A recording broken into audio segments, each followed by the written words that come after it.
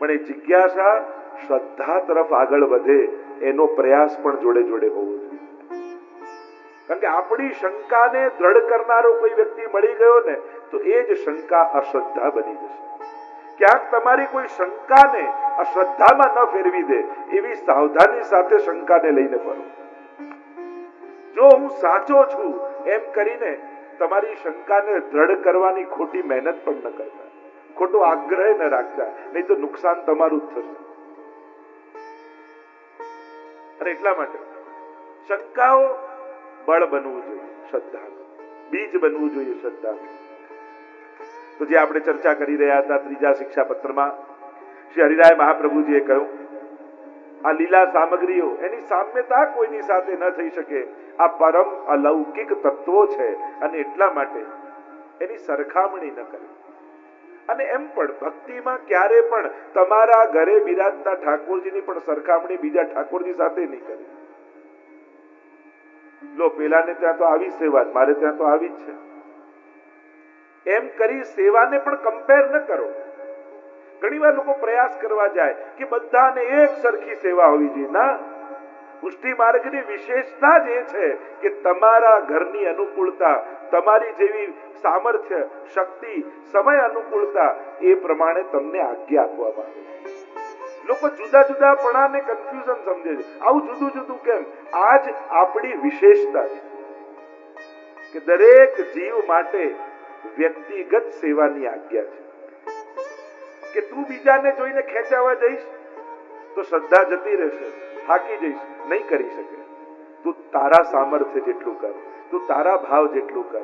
અને એટલા માટે મેં પહેલા જ કહ્યું હતું, કોઈ સકડી ભોગ ધરતા હોય, બધું ભોગ ધરતા, કોઈ મિશ્રી ભોગ ધરતા હોય, પણ ક્યારેય પણ સરખામણી નહીં કરવી. જોખવા તરાજુ લઈને નહીં ફરવું.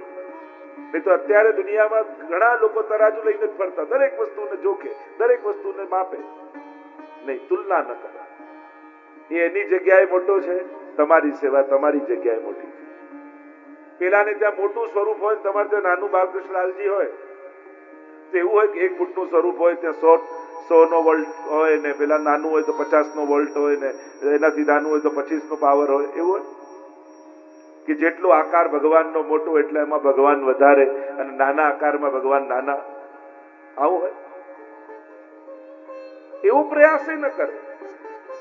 તમારે ત્યાં પ્રભુ બિરાજે છે તો એ પ્રભુ જ છે. નુન્યતા કોઈને ત્યાં મોટું ભગવત સ્વરૂપ જોઈ તમારા ઠાકોરજીને નાના ન ગણી દેતા, નહીં તો નુકસાન તમારું થશે. એવું ક્યાંક મહાપ્રભુજી કહ્યું છે કે સકડી ભોગ ધરે ને 100 વોલ્ટ ને પેલાને અનસકડી ને 50 વોલ્ટ ને દૂધ ઘર ને 25 વોલ્ટ. આવું હોય? મિશ્રી વાળાને ત્યાં પણ એ જ ઠાકોરજી છે. એટલે આ જે માન્યતાઓ ઘૂસી ગઈ છે એ બધું કાઢો તો જ આનંદ માણી શકશો. જ્યાં સુધી સરખાવ્યા કરશો ત્યાં સુધી તમે તમારો આનંદ ગુમાવી રહ્યા છો. અને એટલા માટે અહીંયા હરિરાયજી આપણને સમજાવે છે કે આ બધા સ્વરૂપોની સામ્યતા ક્યાંય ન કરો. આપણા માટે આ સર્વોપરી છે તો સર્વોપરી છે, પણ એવો અઠાગ્રહ ન રાખો કે બધા જ શ્રીનાથજીને જ માનવા લાગી જાય. એવો અઠાગ્રહ નહીં. જેનો જ્યાં જે અધિકાર છે, જે પુષ્ટિ ભક્તિમાં આવ્યો છે, સમર્પિત થયો, એ શ્રીજીને માને.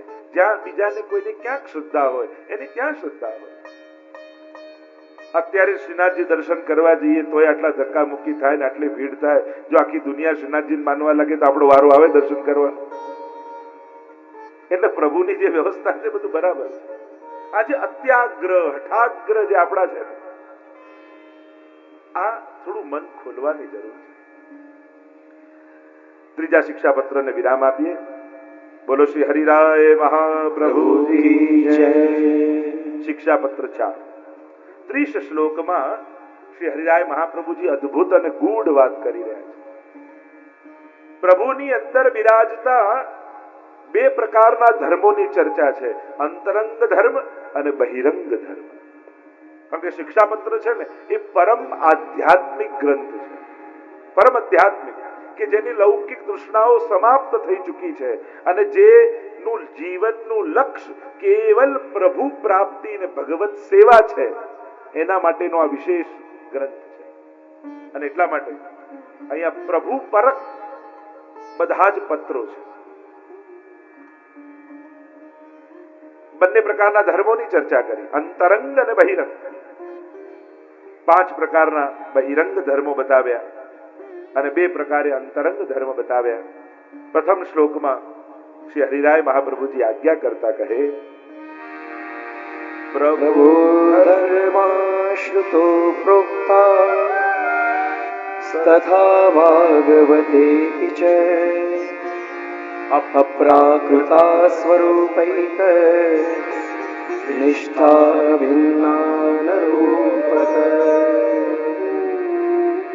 હરિરાય મહાપ્રભુજી કહે કે પ્રભુના ધર્મો અપ્રાકૃત છે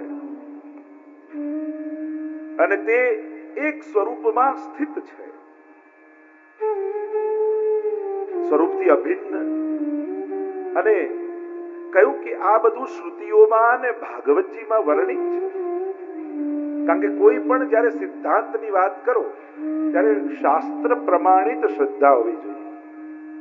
મેં પહેલા દિવસે કહ્યું હતું કે 2 વાતે આપણા હિન્દુ સમાજને બહુ મોટું નુકસાન પહોંચાડ્યું છે. એક પહેલું એ કે ભગવાન તો ભાવના ભૂખ્યા, એટલે જે કરો એ ચાલે. અને બીજું, મારું દિલ ચોખ્ખું છે, પછી મારે ક્યાં કંઈ કરવાની જરૂર છે. આનું બહાનું કાઢી કાઢી આપણે ગમે તે કરવાની છૂટ લઈ લઈએ. બસ મારું દિલ ચોખ્ખું છે. ખાલી દિલ ચોખ્ખું હોવાથી શું થાય?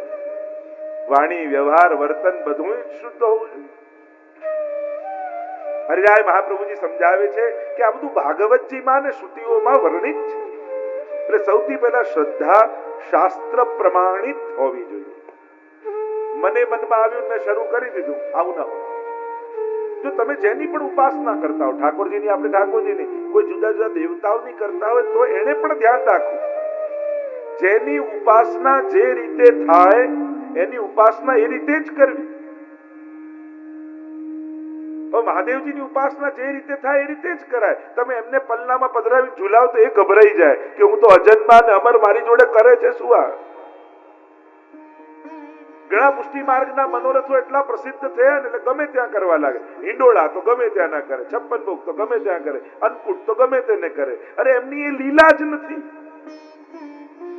એ દેવી દેવતા જેની ઉપાસના સમાજ કરતો હોય એના જે પ્રકારના વિધાન હોય, જે પ્રકારની ઉપાસના હોય, શાસ્ત્રોએ બતાવી હોય અને જે પ્રકારે એમની લીલા હોય એ પ્રકારે એમને લાલ લડાવાય, એમની પૂજા યા સાધના કરાય. હવે બાલકૃષ્ણ લાલને તમે જે રીતે લાલ લડાવો છો એ રીતે અન્ય જોડે ન કરાય. એનું અપમાન કહેવાય. તમારા ઘરમાં કોઈ નાનકડું બાળક આવે અને ઘૂઘરો બતાવો તો રાજી થાય, પણ 80 વર્ષના બાપા આવે અને ઘૂઘરો આમ કરો તો લાફો મારે. કોઈ 80 વર્ષના કાકા આવે તમે આમ ઘૂઘરો ચમચમ કરો તો એક થપાટ પડે. એની મજાક કહેવાય, એનું અપમાન કહેવાય. એમ બાલકૃષ્ણલાલ પ્રભુને, શ્રી કૃષ્ણને જે રીતે લાલ લડાવો છો એ રીતે કોઈ અન્ય દેવી દેવતાઓનું કરવા જાઓ એ એમના માટે ઉચિત ન કહેવાય. તમને ભલે મજા આવતી હશે પણ એ એમનું ક્યાંક કોઈક રીતે આપણે અપમાન કરીએ. એટલે આ એક વિવેક શીખવાની સમાજે જરૂર છે કે જ્યાં જેની જે પ્રકારે ઉપાસના થતી હોય એ પ્રમાણે, જેમ ગીતાજીમાં ભગવાને કહ્યું, તસ્માત શાસ્ત્રમ પ્રમાણમ તે કાર્ય કાર્ય વ્યવસ્થિતો અથવા ય શાસ્ત્ર વિધિ મુત્સૃજ્ય વર્તતે કામકારત ન સિદ્ધિ વાપનોતિ ન સુખમ ન પરામ ગતિ. શાસ્ત્ર વિધિને છોડી મનોકલ્પિત રીતે જે કંઈ પણ કરે છે ન સુખમ ન પરામ ગતિ, એને પરમ ગતિ નથી મળતી, એને સુખ નથી મળતું. અને એટલા માટે શાસ્ત્રોની આજ્ઞા ફોલો કરવી જોઈએ, મનગણત ન કરે. એટલે કહ્યું કે આ શાસ્ત્ર પ્રમાણિત છે. ગોપેશ્વરજી ટીકામાં લખાયું કે પ્રભુના ધર્મો અપ્રાકૃત છે. એમ કહ્યું તો અપ્રાકૃત શું છે? તો કે જેમાં લૌકિકતાની ગંધ માત્ર ન હોય એને અપ્રાકૃત કહેવાય. શ્રી મહાપ્રભુજી પ્રાકૃત ધર્માનાશ્રયમ અપ્રાકૃત નિખિલ ધર્મ રૂપમિતિ નિગમ પ્રતિપાદ્યમ યત્ તચ્છુદ્ધમ સાકૃતિ સ્તૌમિ. સર્વોત્તમ સ્તોત્રમાં આપણે ગાઈએ છીએ અપ્રાકૃત છે. જેમ પ્રાકૃત ધર્મો હોય એમ એ માયાજન્ય છે જે પ્રાકૃત ધર્મો છે. અહીંયા પ્રાકૃતતાનો લેશ માત્ર પણ ગંધ નથી. પ્રભુ પરમ અલૌકિક છે. મનુષ્ય આકારે દેખાય છે પણ મનુષ્ય નથી. જેમ મેં ઉદાહરણ આપ્યું તો મિશ્રીના ખીલોના બનાવો, ચાસણીમાંથી ફૂલ બનાવો, ફૂલ, પત્તી, દાંડી બધું બનાવો, પણ એ દાંડીમાં પણ મિશ્રી છે, પત્તીમાં પણ મિશ્રી છે અને ફૂલમાં પણ મિશ્રી છે. એમ પ્રભુ સર્વાંગ આનંદ માત્ર કરપાદ મુખોદરાદી રસો વૈ સહ, જે વેદે કહ્યું છે એ અપ્રાકૃત ગુણો પરમાત્મામાં બિરાજમાન છે. આગળ સમજાવતા શ્રી હરિરાય મહાપ્રભુજી દ્વિતીય શ્લોકમાં પ્રભુના 5 બહિરંગ ધર્મોનું વર્ણન કરે છે.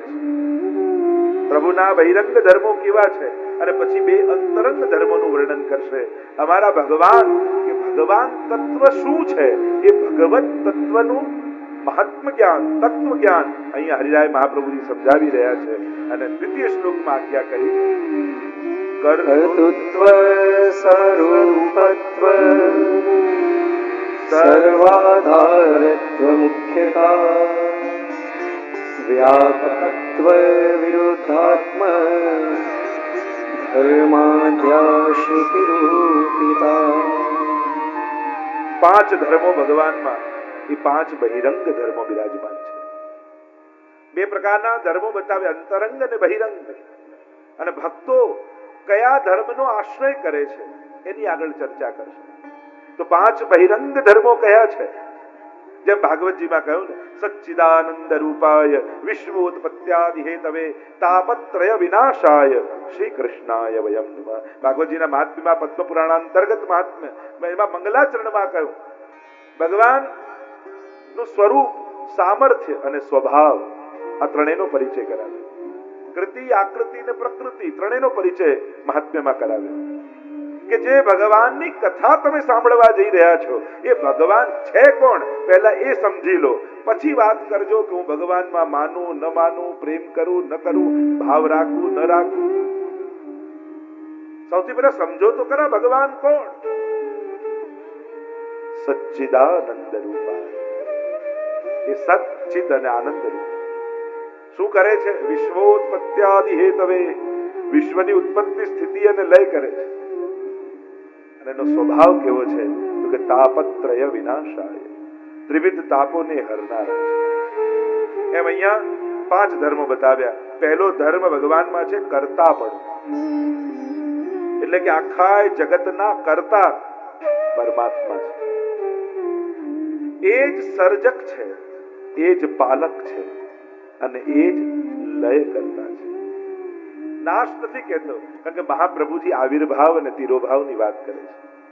મહાપ્રભુજી જગતને પણ સત્ય માને છે.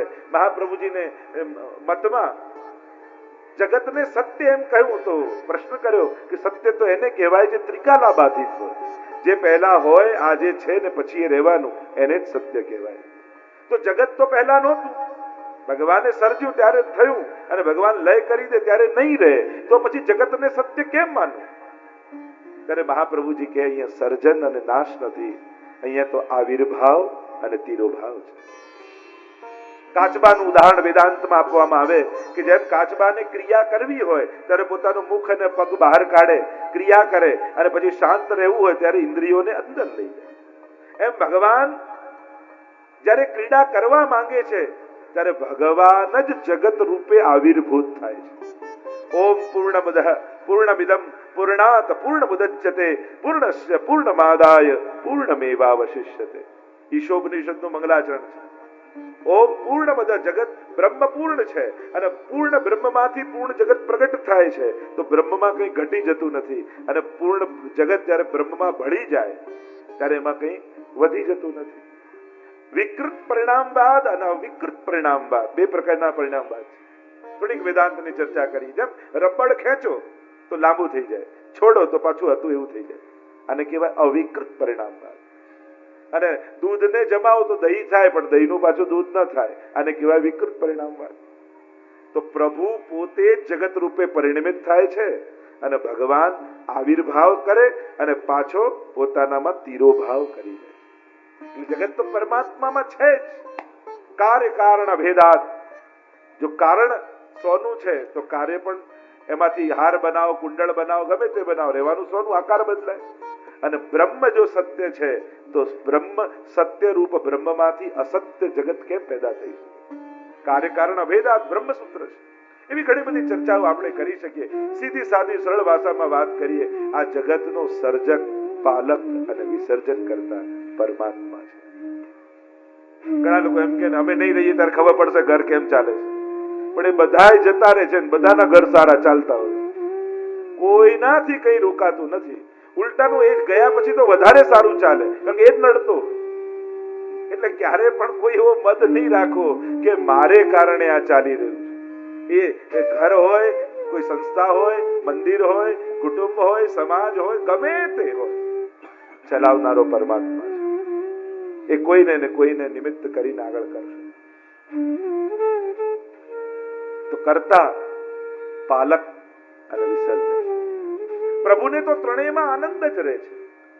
એ સર્જન કરે ત્યારે પણ આનંદ, પાલન કરે ત્યારે પણ આનંદ અને લય કરે ત્યારે પણ આનંદ. માણસ સર્જન કરે તો એને મોહ થઈ જાય, પાલન કરે તો અહંકાર થઈ જાય અને ગુમાવી બેસે તો શોકાતુર થઈ જાય. પણ પ્રભુને તો ત્રણેય અવસ્થામાં આનંદ. જેમ તમે નાનકડું બાળક કોઈ સમુદ્ર કિનારે રેતીમાં રમતું જોયું છે? જ્યારે કિનારે આવે ને તો માટી ખોદે, ઘર બનાવે પગ નાખીને, તો બનાવતો હોય ત્યારે પણ આનંદમાં, બની જાય પછી છીપલા વીણીને લાવે ને ઘર સાથે રમતો હોય ત્યારે પણ આનંદમાં. અને માં એમ કે ચલ બેટા ઘરે જવાનો સમય થયો છે, ત્યારે ધ્યાનથી જોજો, કૂદકા મારી મારીને ઘર તોડે ને ત્યારે આનંદમાં જ હોય. એને તો ત્રણેય અવસ્થામાં આનંદ છે. એમ જ કર્તાપણું પરમાત્મામાં છે. આ બધાનો કર્તા એ છે. અને આ બોલવાની વાત નથી, આ જીવનની સૂઝ છે. આપણે કહીએ ને કણ કણમાં ઈશ્વર છે. આ કઈ કેવળ શબ્દ નથી, આ એક સૂઝ